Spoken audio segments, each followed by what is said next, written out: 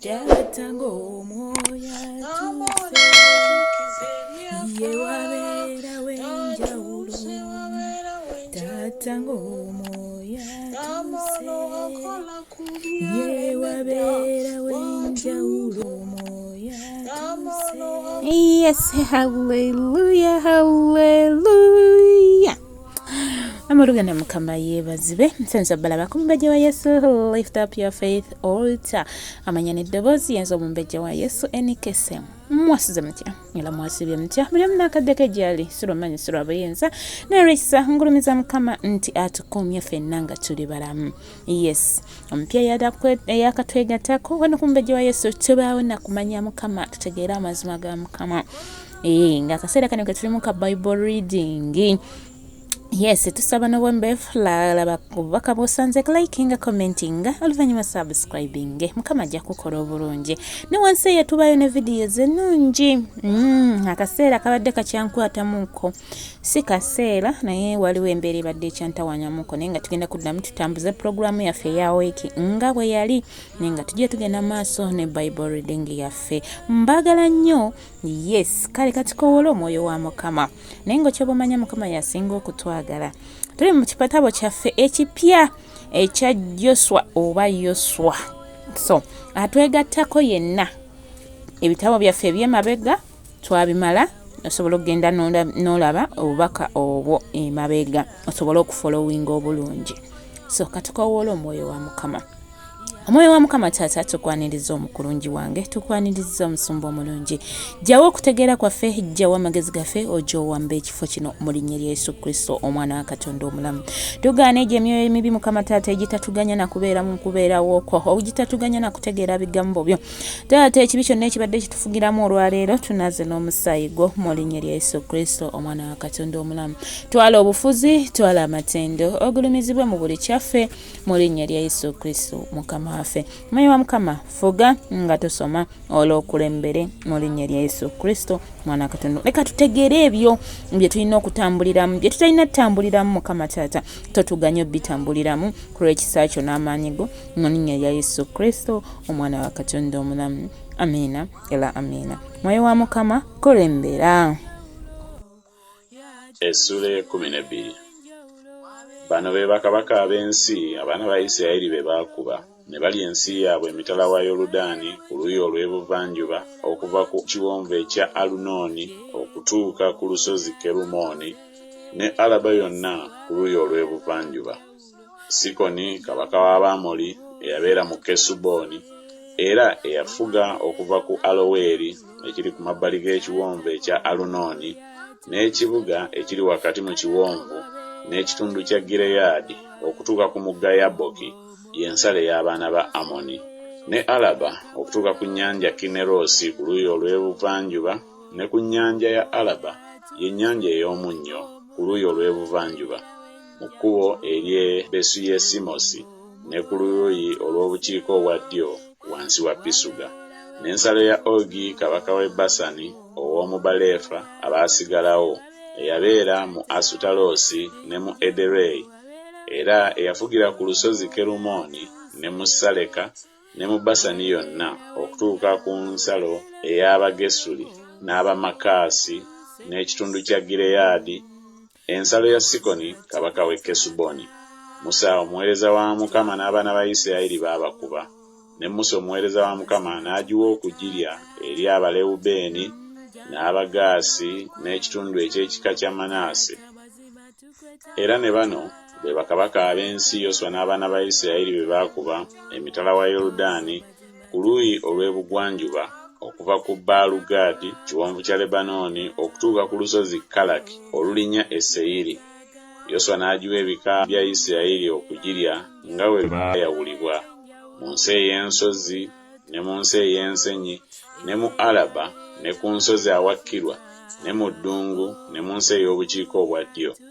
Omukiiti, Omwamoli, n'Omukanani, Omuperizi, Omukiivi, n'Omuyebusi, kabaka w'e Yeriko, omu, kabaka w'e Ayi ekiriraanye Beseri, omu, kabaka w'e Yerusaalemi, omu, kabaka w'e Kebuloni, omu, kabaka w'e Yalamusi, omu, kabaka w'e Lakisi omu, kabaka w'e Eguloni omu, kabaka w'e Gezeri omu, kabaka w'e Debiri omu, kabaka w'e Gederi omu, kabaka w'e Kaluma omu, kabaka w'e Yaladi omu, kabaka w'e Libuna omu, kabaka w'e Adulamu omu, kabaka w'e Makeda omu, kabaka w'e Beseri omu, kabaka w'e Tapua omu, kabaka w'e Keferi omu, kabaka w'e Afeki omu, kabaka w'e Lasaloni omu, kabaka w'e Madoni omu, kabaka w'e Kazoli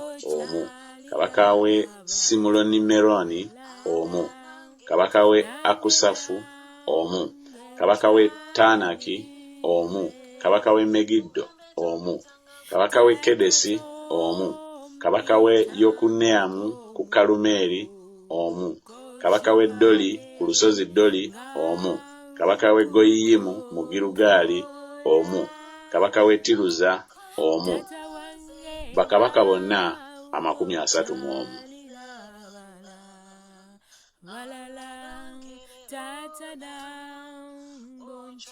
Essula 13. Yoswa yalinga akaddiye nga yakamala emyaka mingi. Mukama n'amugamba nti okaddiye wakamala emyaka mingi ne wasigaddewo ensi nnyingi nnyo okuliibwa. Eno y'ensi esigaddewo, ebifo byonna eby'Abafirisuuti n'Abagesuli bonna, okuva ku Sikoli okuliraanye Misiri okutuuka ku nsalo ey'e Ekuloni ku luuyi olw'obukiika obwa kkono, ebalirwa Abakanani, abaami 5 ab'Abafirisuuti, Abagaza, Abasudodi, Abasukuloni, Abagiti, Abekuloni era n'Abaavi ku luuyi olw'obukiika obwa ddyo.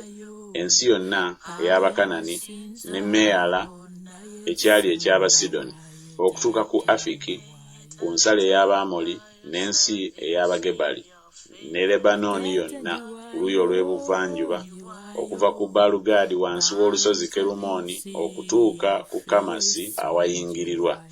Abali mu nsi ey'ensozi bonna okuva ku Lebanooni okutuuka ku Misurefosumayimu be Basidoni bonna. Abo ndibagoba mu maaso g'abaana ba Isirayiri, kyokka ogigabire Isirayiri okuba obusika nga bwe nakulagira. Kale kaakano ensi eno ogigaba okuba obusika eri ebika 9 n'ekitundu eky'ekika kya Manaase. Awamu n'oyo Abalawubeeni n'Abagaadi baaweebwa obusika bwabwe Musa bwe yabawa emitala wa Yoludaani ku luuyi olw'ebuvanjuba nga Musa omuweereza wa Mukama bwe yabawa, okuva ku Aloweri ekiri ku mabbali g'ekiwonvu ekya Alunooni n'ekibuga ekiri wakati mu kiwonvu n'olusenyi lwonna olwa Medeba okutuuka ku Diboni n'ebibuga byonna ebya Sikoni kabaka w'Abamoli eyafuga mu Kesuboni okutuuka ku nsalo ey'abaana ba Amoni ne Gireyaadi n'ensalo ey'Abagesuli n'Abamakaasi n'olusozi lwonna Kerumooni ne Basani yonna okutuuka ku Saleka, obwakabaka bwonna obwa Ogi mu Basani eyafuga mu Asitalosi ne mu Edereyi. Oyo eyasigalawo mu Baleefa abaasigalawo, kubanga abo Musa yabakuba n'abagoba. Naye abaana ba Isirayiri tebaagoba Abagesuli newaakubadde Abamakaasi, naye Gesuli ne Makaasi ne babeera wakati mu Isirayiri ne kaakano. Ekika kya Leevi kyokka teyakiwa busika. Ebiweebwayo ebikolebwa n'omuliro eri Mukama Katonda wa Isirayiri bwe busika bwe nga bwe yamugamba. Musa n'akiwa ekika eky'abaana ba Lewubeeni ng'enda zaabwe bwe zaali. N'ensalo yaabwe yava ku Aloweri ekiri ku mabbali g'ekiwonvu ekya Alunooni n'ekibuga ekiri wakati mu kiwonvu n'olusenyi lwonna oluliraanye Medeba, Kesuboni n'ebibuga byakyo byonna ebiri mu lusenyi, Diboni ne Bamosubaali ne Besubalumyoni ne Yakazi ne Kedemosi ne Mefasi ne Kiriyasayimu ne Sibuna ne Zeresusakaali ku lusozi olw'omu kiwonvu, ne Besupyoli ne Pisuga awakirwa ne Besuyesimosi n'ebibuga byonna eby'olusenyi n'obwakabaka bwonna obwa Sikoni kabaka w'Abamoli eyafuga mu Kesuboni. Musa gwe yakuba awamu n'abaami ab'e Midiyaani, Evi ne Lekemu ne Zuuli ne Kuli ne Leba, abakungu ba Sikoni ababeera mu nsi. Era ne Balamu omwana wa Byoli omulaguzi abaana ba Isirayiri ne bamutta n'ekitala awamu n'abalala abattibwa. N'ensalo ey'abaana ba Lewubeeni, Yoludaani n'ensalo yaagwo. Obwo bwe bwali obusika bw'abaana ba Lewubeeni ng'enda zaabwe bwe zaali, ebibuga n'ebyalo byamu. Musa n'akiwa ekika kya Gaadi, be baana ba Gaadi ng'enda zaabwe bwe zaali. N'ensalo yaabwe yali Yazeri n'ebibuga byonna ebya Gireyaadi n'ekitundu eky'ensi eky'abaana ba Amoni okutuuka ku Aloweeri ekyolekedde Labba, era okuva ku Kesuboni okutuuka ku Lamaumizupe ne Betonimu, era okuva ku Makanayimu okutuuka ku nsalo ey'e Debiri, ne mu kiwonvu Besukalamu ne Besunimira ne Sukosi ne Zafoni, ekitundu ekyasigalawo eky'obwakabaka bwa Sikoni kabaka ow'e Kesuboni.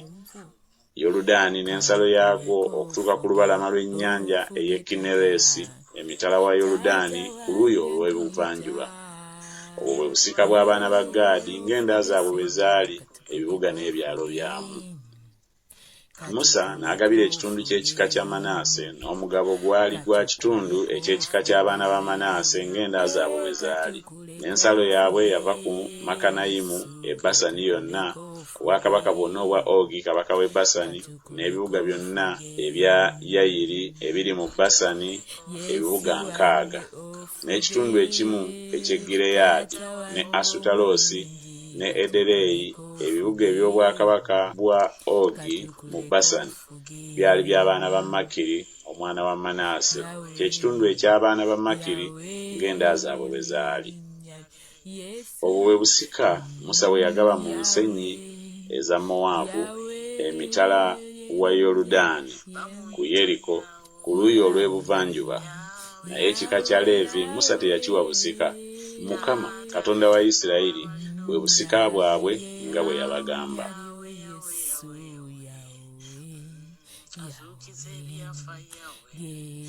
Essula 14. Ne buno bwe busika abaana ba Isirayiri bwe baalya mu nsi ya Kanani.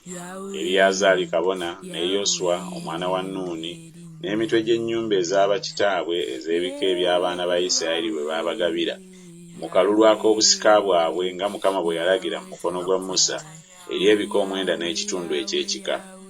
Kubanga Musa yali ng'agabye obusika obw'ebika 2 n'ekitundu eky'ekika emitala wa Yoludaani, naye Abaleevi teyabagabira busika mu bo, kubanga abaana ba Yusufu baali ebika 2, Manaase ne Efulayimu, ne batabawa mugabo mu nsi Abaleevi, wabula ebibuga eby'okutuulamu n'ebyalo ebyali biriraanye, ettale ery'okulundiramu ente zaabwe n'ebintu byabwe.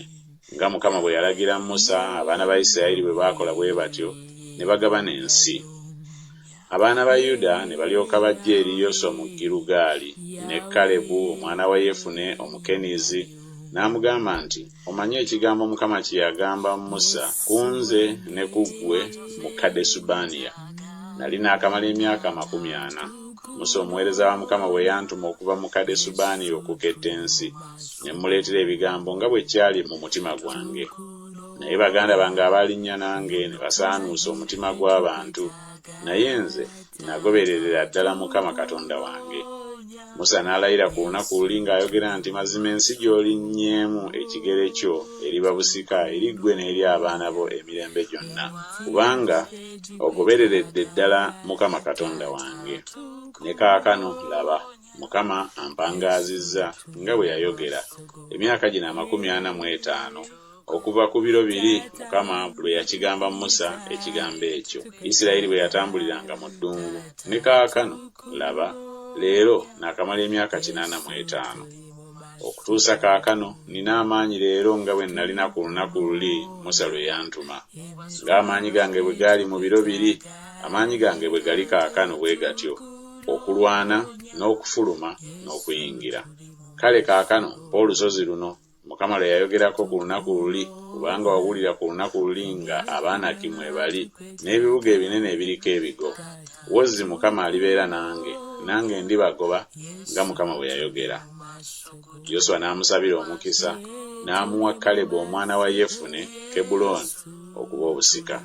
Kebuloni kye lwava lubeera obusika bwa Kalebu omwana wa Yefune Omukenizi ne kaakano, kubanga yagoberera ddala Mukama Katonda wa Isirayiri. Erinnya lya Kebuloni edda lyali Kiriyasualuba. Aluba oyo yali mukulu mu Banaki, ensi n'ewummula okulwana. Yes, hallelujah, hallelujah. Mbakulisaayo nnyo mu kitabo kyaffe ekya Yoswa. Abampeera omukisa Mukama nga tweyongerayo, teweerabira mupya kusubscribinga, likinga, commentinga. Oluvannyuma kona ka notification bell ojja kuba ofunye obutuuze mu linnya lya Yesu Kristo omwana wa Katonda omulamu. Mbagala nnyo naye Mukama yasinga okutwagala. Mbagaliza olunaku olulungi olw'essanyu olw'emirembe mu linnya lya Yesu Kristo omwana wa Katonda omulamu. Ekigambo kyaffe tukiwanga wansi w'endagaano y'omusaayi gwa Yesu, tukikowolyako omuliro gw'eggulu okukyetoolola. Leka bye tuyize bireme okutuddukako mu linnya lya Yesu Kristo Mukama waffe. Shalom, shalom, shalom, shalom. Ndawe ebiwonvu kankuleko ofuge tata wange nkuyita ofuge sebo katukuleko ofuge mu